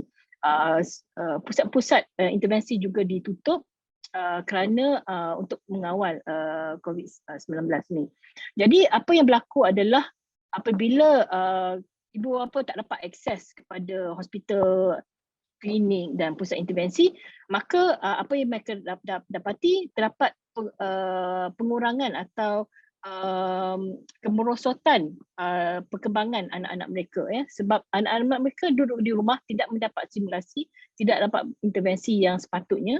Jadi dia regress, ramai ibu bapa kata anak saya regress, contohnya bila dia dah mula bercakap sepatah dua perkataan, tiba-tiba bila tak ada simulasi atau tak ada intervensi, dia dapati anak dia dah mula tidak bercakap lagi dan sebagainya. Itu salah satu contoh. Dan apabila regress, kondisi anak regress, okey, jadi ini impact lah kepada kesejahteraan ibu bapa. Secara psikologi, ibu bapa mengatakan mereka merasa stres, merasa burden, merasa bahawa burn out, sebab kerana mereka tak tahu bagaimana untuk mendapatkan bantuan untuk anak-anak mereka. Di samping itu, disebabkan oleh COVID-19, salah satu isu yang dimaklumkan oleh rakan saya, pakar pediatrik, adalah isu untuk diagnosis. Kerana bila COVID-19 ni ramai doktor-doktor pakar yang terpaksa ditempatkan di ward-ward COVID-19 dan juga di emergency dan sebagainya, kerana mereka nak cuba mengawal COVID-19 ni. Dan kita tahu negara kita sampai statistik sangat-sangat tinggi dan sebagainya, kerajaan terpaksa menarik doktor-doktor pakar ke tempat lain untuk menyelamatkan negara kita dari COVID-19. Jadi ada isu dari diagnosis ni. Jadi ramai doktor, rakan saya, doktor pakar mengatakan, okey, kami sukar nak berjumpa dengan ibu bapa untuk memberi diagnosis. Kerana diagnosis bukanlah satu perkara yang mudah. Doktor pakar terpaksa berjumpa dengan kanak-kanak beberapa kali sehingga mereka confident bahawa anak itu betul-betul mempunyai autism. Jadi disebabkan oleh isu ini, kami WHO CST Malaysia Network, daripada Simusen, Jenis Kunia dan juga UKM, kami approach WHO dan juga Autism Speech. Kami kata boleh tak kalau kami nak adopt dan adapt program ni di Malaysia, supaya kami dapat membantu ibu bapa di Malaysia. Jadi tujuan caregiver skills training ni adalah untuk memperkasa ibu bapa dengan kemahiran yang boleh digunakan dalam aktiviti harian untuk mempromosikan perkembangan anak-anak, dari segi social communication, dari segi aktiviti harian dan juga tingkah laku yang positif. Dan WHO CST ni sebenarnya bukan perkara yang baru, sebenarnya dah lama dijalankan, bermula 2016, dan sebenarnya itu saya tak tanya Dr. Hasnah sebab dia adalah antara individu yang terlibat dalam pembangunan tu. Dari masa awal dia ada terlibat, dia ada pergi attend meeting dengan WHO dan terlibat dalam pembangunan tu sendiri. Dan sejak 2016 tu dah dijalankan dalam 30 negara, dan sekarang ni termasuk di Malaysia lah, yang kita akan cuba mula menggunakan WHO CST. Dan saya nak terangkan sedikit kenapa kami pilih WHO CST ni sebagai salah satu cara untuk menangani isu kekurangan intervensi awal ni. Faktor yang pertama adalah dia mengkhusus kepada ibu bapa yang punya anak berumur 2 hingga 9 tahun yang punyai developmental delay or developmental disorder. Dan jadi semua yang merangkumi developmental delay ni dah boleh menggunakan program ni.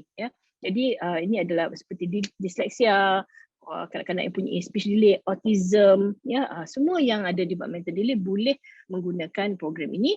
Dan apa yang penting lagi adalah diagnosis tidak diperlukan. Kerana kalaulah dalam kes sekarang ni, yang mana kita terpaksa menunggu diagnosis barulah mendapatkan intervensi, itu akan menyebabkan kanak-kanak tidak mendapat intervensi seawal yang mungkin. Tujuan WHO program ni adalah untuk supaya anak-anak ini mendapat intervensi seawal yang mungkin. Jadi ada ibu bapa yang kata bila sepatutnya kita bagi intervensi awal, sebaik sahaja ibu bapa merasa bahawa anak ini mempunyai masalah, mungkin dari segi kelewatan bertutur, okey, atau mempunyai masalah sosial dan sebagainya, okey, masa itu dah boleh kita kata okey, approach facilitator dan mendapatkan intervensi yang untuk anak perempuan lah, ya. Jadi diagnosis is not required. Dan keduanya, ia boleh dilakukan, boleh dijalankan oleh non-specialist. Ya. Non-specialist maksudnya bukan pakar. Pakar tu siapa? Pakar kalau dekat Malaysia maksudnya seperti occupational therapist, ya, clinical psychologist yang memang telah dilatih selama 4 tahun untuk menjalankan intervensi. Jadi WHO CSC program ni boleh dijalankan oleh orang yang bukan pakar. Okey, orang yang bukan pakar tu maksudnya orang yang memang berminat untuk membantu ibu bapa dan berminat untuk belajar bagaimana untuk membantu ibu bapa. Jadi kalau kita tengok di Malaysia, okey, antara orang-orang yang mungkin boleh parents reach out adalah seperti jururawat, ya, jururawat di klinik contohnya, atau medical social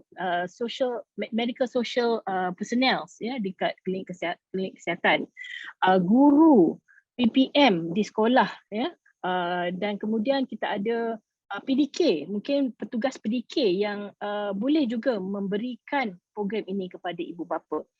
Jadi ini akan contribute kepada capacity building. Jadi kita boleh, kalau boleh kita nak lebih ramai orang yang boleh membantu ibu bapa supaya tidak lagi ada isu dalam mendapatkan intervensi awal itu.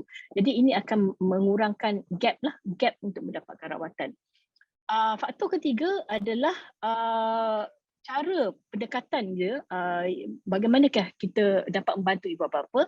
Jadi secara tradisional, okay, WHO CST program ni dijalankan secara face to face, secara berdepan. Ya. Jadi apa yang berlaku adalah ibu bapa akan pergi, contohnya pergi ke satu center, katalah PDK, ya, dan dia kata okey, anak saya rasanya ada masalah bertutur.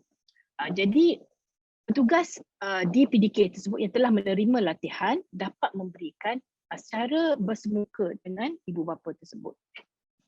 Cara lain adalah secara online, ya, secara online di mana sekarang ni, ya, masa COVID-19 hari itu di negara-negara seperti India, Pakistan, apabila COVID-19 berlaku, semua tutup, ya, tak dapat nak akses, parents tak dapat nak akses centers dan sebagainya, tak dapat berjumpa secara berdepan.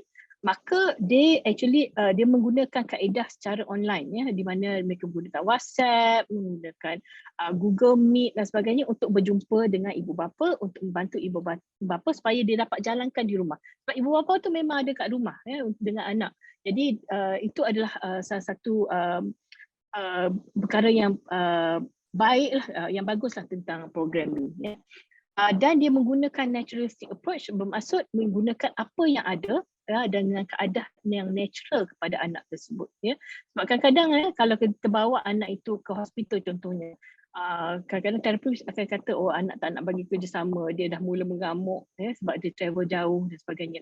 Tapi dalam situasi ini dia menggunakan rumah dia yang dia tahu, dia dah comfortable, anak tu dah comfortable dengan rumah tu, dengan ibu bapa yang memang dah mengenali mereka. Jadi itu adalah apa yang dimaksudkan naturalistic approach, dan juga strategi yang digunakan juga adalah secara naturalistic. Nanti saya akan terangkan, ya, tentang strategi tersebut. Dan dia boleh ubah suai untuk digunakan di low resource setting, maksudnya di tempat yang di mana mungkin mempunyai masalah dari segi mungkin low income countries, ya, seperti India dan sebagainya, mungkin mereka mempunyai masalah dari segi peralatan, okey. Dan kerana WHO CST ni menggunakan alat yang sedia ada, okey, kita kata pada ibu bapa guna apa saja bahan yang ada di rumah untuk membantu anak mereka. Tak perlu membeli alat-alat yang besar, tidak perlu mengubah suai, ialah membeli alat besar supaya anak itu dapat menggunakan program ini dengan anak-anak mereka lah. Ibu bapa menggunakan program ini dengan anak mereka. Dan ini is actually free, ya. WHO bila kami approach untuk training, kami tanya berapa kos yang kami kena bayar. Mereka kata is free, ia adalah percuma. Jadi kita berharap kalau kita dapat menjalankan program ni di Malaysia, kita berharap program ini juga dapat dijalankan secara percuma dan dibiaya oleh kerajaan, ya. Itu yang kita harapkan lah, ya. Kemudian faktor kelima, ia juga didapati adalah efektif, ya. Efektif maksudnya berkesan. Kerana mereka telah menjalankan, WHO dan juga Autisme telah menjalankan 6 kajian, 6 randomized control trial di beberapa negara dan mendapati ia adalah berkesan. In fact, dia mendapati ia lebih berkesan daripada traditional conventional ways, ya, yang untuk melatih anak-anak ini. Dan faktor keenam yang penting yang mana WHO CST inginkan adalah supaya dia integrate dalam sistem yang sedia ada, ya. Sebab itu kami approach ministries, ya. Kami dah mula approach a few ministries dan berbincang dan menerangkan tentang program ini dan berharap ministries akan cuba adopt dalam perkhidmatan yang sedia ada, ya. Okey, itu adalah antara karakteristik WHO CST. Okey, ini adalah program konten. Apa yang ada dalam program ni? Okey, dia menggunakan beberapa approach yang memang dah dikaji dan didapati berkesan. Okey, salah satunya adalah JASPER, okey, Joint Attention Symbolic Play Engagement Regulation. PRT, Pivotal Response Treatment, and DTT, Discrete Trial Training. Ini antara yang memang approach yang memang digunakan dalam intervensi awal. Tapi apa yang berlaku adalah mereka telah adapt program tersebut supaya ibu bapa dapat menjalankannya dengan anak-anak, ya. Jadi program ni dia ada 9 group sessions, ya. Jadi bila ibu bapa yang berminat untuk menyertai program ni, dia akan melalui 9 sesi secara berkumpulan dengan ibu bapa yang lain, ya. Dan akan melalui 3 lawatan di rumah oleh facilitator yang membantu mereka, dan program ini adalah berbentuk family centered. Family centered maksudnya kita cuba memfokuskan ibu bapa dan juga keluarga. Dan dalam program tu juga dia ada selitkan, ya, intervensi atau bantuan kepada ibu bapa bagaimana untuk mengurangkan stres, bagaimana untuk cope dengan isu-isu yang dia alami di rumah, ya. Okey.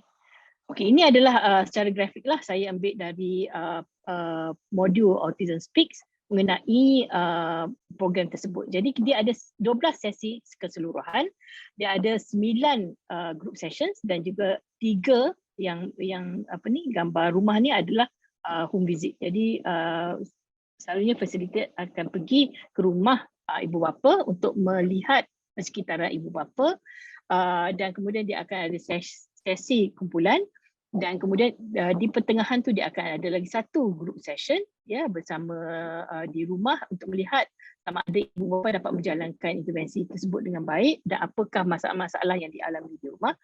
Dan kemudian dia akan ada lagi sesi secara berkumpulan dan diakhiri dengan lawatan di rumah, ya, untuk membantu. Selalunya yang akhir ni adalah yang inilah caregiver well-being and problem solving. Selalunya dia akan berikan apa pilihan ibu bapa dan di mana ibu bapa dapat meminta bantuan dan sebagainya. Okey. Okey, ini adalah program implementation kit. Jadi bila kita approach WHO dan juga Autism Speaks, dia memberi kami beberapa toolkit, ya, untuk membantu kami supaya kami dapat mengkaji dan juga menjalankan program ini di Malaysia. Dan ini adalah rupa dalam buklet ibu bapa. Dia bagi contoh apa yang perlu ibu bapa lakukan, dan gambar-gambar, ya. Okey, kalau kita tengok dekat sini memang telah WHO dah ubah suai supaya dia kiranya cross culture, maksudnya dia dapat digunakan oleh semua bangsa, okey, di semua negara di seluruh dunia. Jadi kita kalau tengok kat sini, dia dah tunjuk mandi pun bukan mandi dalam bath kan, bathtub, mandi pun shower. Okey, dan ni adalah ibu yang bertudung, ya. Jadi ini antara gambar-gambar lah dalam modul tersebut. Okay, training. Okay, kenapa tadi saya ada mention tentang non-specialist ya. Bagaimana non-specialist ni dapat terlibat untuk membantu ibu bapa. Sebenarnya dia ada struktur latihan tu sebenarnya berperingkat ya. Kita ada WHO dan juga Autism Speaks yang mempunyai trainers ya, trainers yang memang dari awal telah dilatih dan telah menjalankan program ini di negara masing-masing, dan mereka akan melatih master trainer. Jadi di Malaysia ni kita telah kenal pasti beberapa master trainer dan kita telah melantik jenis kunia sebagai the key person untuk menjalankan latihan ni ya. Jadi master trainer ni kebanyakannya I think lebih separuh daripada master trainer ni sebenarnya datang dari jenis kunia, ditambah juga dari master trainer dari KKM dan juga dari KM ya, di mana kita berharap master trainer ni akan menerima latihan dari WHO bagaimana untuk menjalankan program Indonesia. Dan master trainer ni sekarang ni kami masih lagi sedang dalam latihan. Bila mereka dah kiranya telah habis latihan mereka boleh melatih apa yang kami panggil facilitators. Jadi facilitators ni lah yang non-specialist tadi tu ya.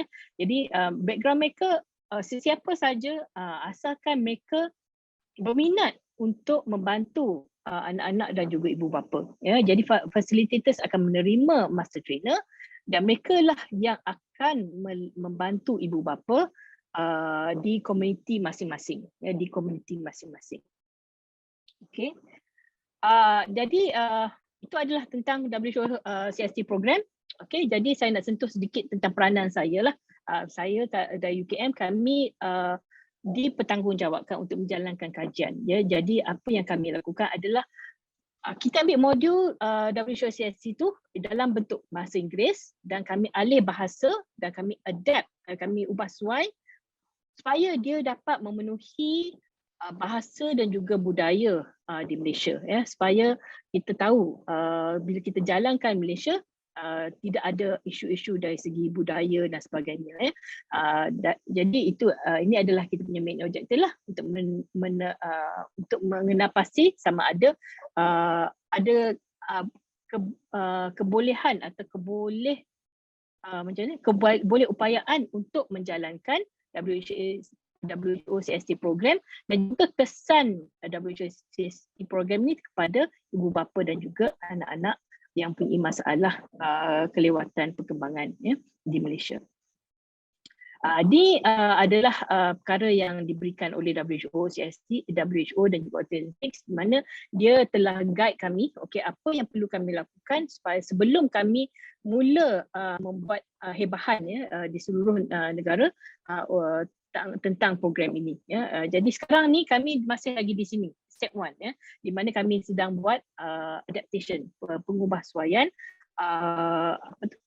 program tersebut ya dalam bahasa Melayu, dan juga kami akan membuat mesyuarat dengan stakeholders, dengan pemegang taruh untuk memastikan program tersebut dapat diubahsuai untuk memenuhi keperluan society kita punya masyarakat ya. Kemudian kita akan jalankan pre-pilot dan kita akan jalankan pilot ya, untuk test run lah, adakah boleh dijalankan, dan bila kita dah buat test run tu barulah kita mula cuba buat secara besar-besaran untuk tengok keberkesanannya ya. Okey. Itu adalah tentang traditional WHO CST program ya, yang mana dijalankan, memerlukan facilitator dan sebagainya. Okey, sekarang ni saya nak bentangkan satu yang terbaru yang kiranya nak maklumkan satu program yang baru dikeluarkan ya, panas lagi, dikeluarkan oleh WHO mengenai caregiver skills training ya, yang berbentuk secara e-learning, secara e-learning di mana ibu bapa boleh join secara percuma ya. Jadi tadi yang tradisional tu kita ada training facilitator, dan facilitator akan train ibu bapa. Itu lebih kiranya lebih dekat lah. Jadi ibu bapa boleh tanya soalan dan sebagainya. Tapi yang WHO e-learning caregiver skills program ni adalah sesuatu yang baru yang WHO hasilkan selepas COVID-19 ya. Sebab bila COVID-19 ramai ibu bapa punya masalah ya. Even walaupun kita di Malaysia ni kita bersyukurlah kita banyak guna WhatsApp dan sebagainya, tapi di negara-negara yang mana mungkin akses internet dia kurang dan sebagainya, mereka masih lagi memerlukan satu akses yang mana terbuka terbuka. Jadi WHO dia telah membangunkan program ni dan boleh diakses oleh ibu bapa secara percuma ya. Dan saya rasa even kalau bukan ibu bapa pun, kalau terapis ke atau guru ke, saya rasa boleh juga. Dia tak ada spesifik kriteria untuk ni. Siapa saja berminat. Jadi ini bolehlah di join ya, sertai oleh ibu bapa. Tapi dia belum lagi diubah suai. Belum lagi diubah suai, maksudnya masih lagi mengikut WHO punya original program ya. Dan bahasa yang digunakan adalah bahasa Inggeris ya. Dan saya rasa kalau ada masa lagi Puan Hamidah, saya nak tunjuk satu video ya yang dibangunkan oleh WHO dan juga Autism Speaks untuk membantu ibu bapa. Saya rasa about 2 atau 3 minit lah, jadi boleh tahulah apa isi kandungan program ni ya. Silakan Dr. Saz, silakan. Okay. Saya harap dapat main lah. Okay. Okay, so itu adalah salah satulah daripada video yang ada dalam ECST ni. Jadi ibu bapa kalau join ECST, saya rasa itu antara video yang boleh anda tengok dan ikutilah. Jadi yang berlainannya WHO ECST ni dengan yang saya present tadi tu adalah dia tak ada maksudnya ibu bapa membuat secara sendiri. Dia tidak ada orang yang akan kiranya facilitate atau membantu ibu bapa ya. Tapi kalaulah ibu bapa rasa bahawa sebab sekarang ni nak tunggu training dan sebagainya mungkin mengambil masa, boleh cuba tengok dan mungkin dapat membantulah sedikit sebanyak ibu bapa di rumah sana ya. Jadi saya rasa itu sahaja dari saya. Sekejap saya rasa macam mana nak go out ni. Stop sharing. Stop sharing ya. Jadi itu sajalah dari saya. Okey. Kalau apa-apa soalan saya cuba jawablah. Okey, itu dia pembentangan yang telah disampaikan oleh Dr. Sazlina Kamarazaman memperkasa ibu bapa kepada anak dengan kelewatan perkembangan melalui program WHO CST. All right, we're going to go ahead and get started. It's about 5 after. Thank you and welcome everyone. And Okey, yang disampaikan sebentar tadi. Saya rasa banyak ilmu yang kita perolehi dan sangat menarik. Ini juga salah satu kaedah bagaimana kita boleh memperkasa ibu bapa untuk membantu anak-anak mereka di rumah. Macam mana kita boleh mengurangkan kebergantungan mereka terhadap terapis, terhadap orang lain, dan mereka juga boleh menyuarakan, menyampaikan apa yang mereka nak dengan lebih baik ya. Seperti mana yang dikongsikan sebentar tadi. Ya, saya rasa ada satu soalan Dr. Saz. Tadi dia kata kalau tak silap nak jadi facilitator tu, nak join jadi facilitator tu macam mana caranya? Okey. Unmute. Okey. Okey, kalau nak jadi facilitator boleh hubungi saya lah sebagai penyelidik atau juga simulsan ya, kalau ingin menjadi facilitator. Email saya sazlina@ukm.edu.my, okey, dan boleh menyatakan hasrat lah untuk menjadi facilitator. Jadi facilitator ni saya rasa kalau ikutkan kita akan mula probably hujung tahun ni atau permulaan tahun hadapan. So it will take a bit of time sebab kita masih lagi dalam masa awal kajian lah. Jadi kita masih lagi mengubah suai konten dan sebagainya. Dan bila kita dah mula bila kita dah mula nak mencari facilitator, kita sebenarnya kita akan wawarkan di KPWKM, di Ministry of Health dan sebagainya untuk mendapatkanlah nama-nama yang berminat untuk menjadi facilitator. Okay. Jadi boleh email saya, insyaAllah saya akan cuba masukkanlah, atau saya akan cuba tengok macam mana whether kita boleh ni. Kalau bukan sekarang pun, di masa hadapan kalau kita dah mulakan program ni di ministries, kita akan buat pembukaan lah untuk dapatkan facilitator lagi. Dan ada satu komen Puan Nur Safiza dalam chat question and answer ni, katanya dia kata pengurusan diri, komunikasi dan tingkah laku. Dia frasa je, dia soalan ke komen, mungkin Dr. Saz boleh komen sikit? Okey. Ya, ini adalah antara perkara yang kalau kita kata intervensi awal tu, kita memang berfokuskan kepada perkara inilah, ya, pengurusan diri, komunikasi dan tingkah laku. Dan selalunya kalau untuk kanak-kanak autism, komunikasi adalah salah satu perkara yang menyebabkan mereka mempunyai masalah tingkah laku, sebab mereka berkomunikasi melalui tingkah laku mereka. Jadi kita kena bantu mereka dari segi komunikasi, dan juga cara untuk menguruskan diri supaya kita dapat menggalakkan tingkah laku yang positif pada anak ini. Jadi benda ni ditekankan oleh dalam program WHO CST, dan kalau kita tengok dalam video tadi, dia banyak menggunakan aktiviti-aktiviti yang memang sedia ada di rumah. Harian, rutin harian. Rutin harian. Jadi itu yang digalakkanlah oleh program ini.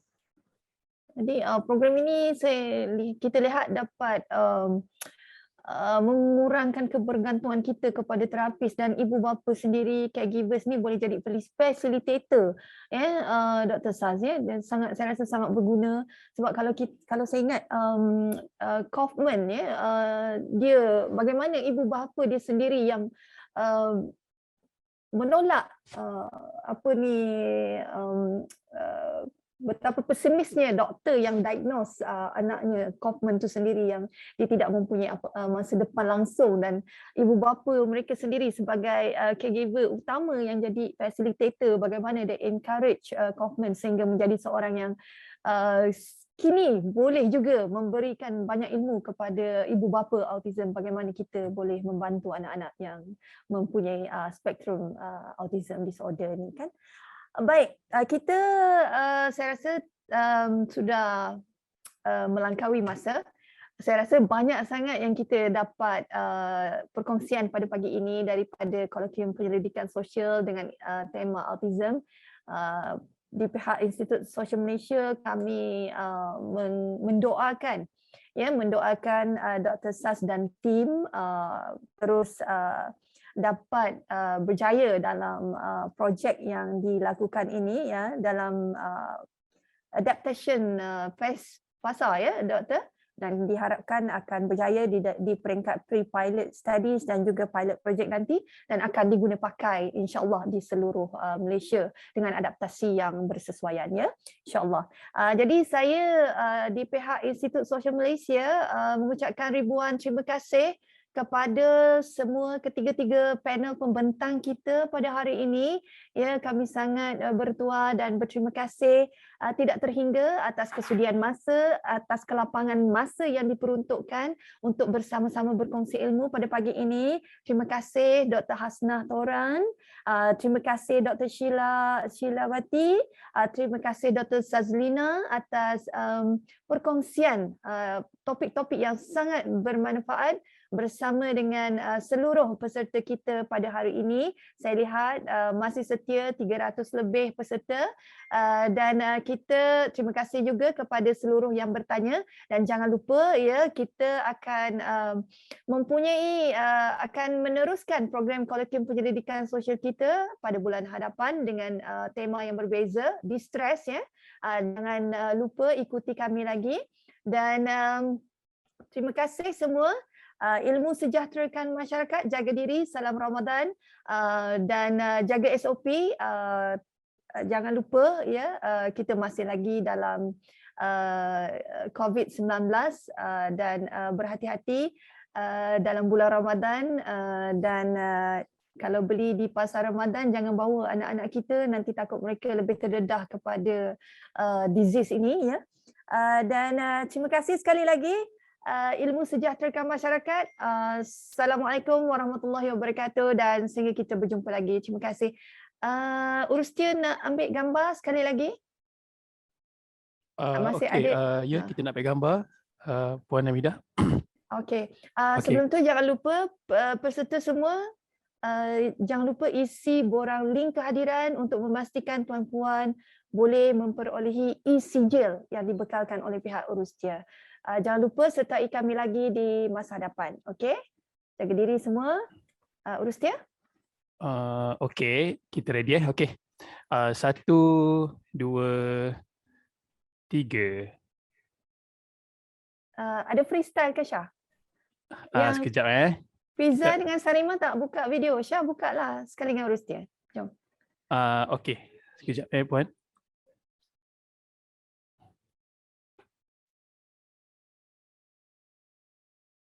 They are my backbones, doktor. Para doktor sekalian. This is my team. Ini di belakang tabir semua ni.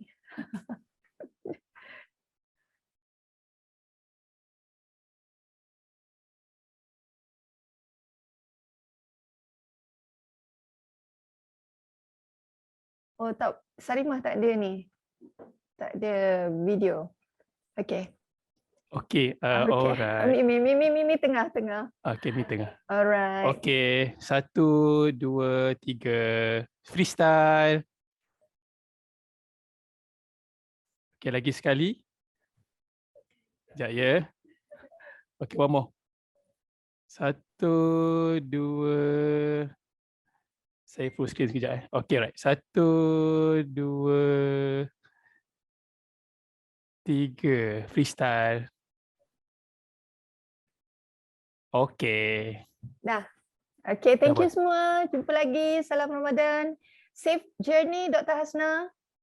Selamat bertugas, Dr. Saz and Dr. Sheila. See you. Thank you. Assalamualaikum.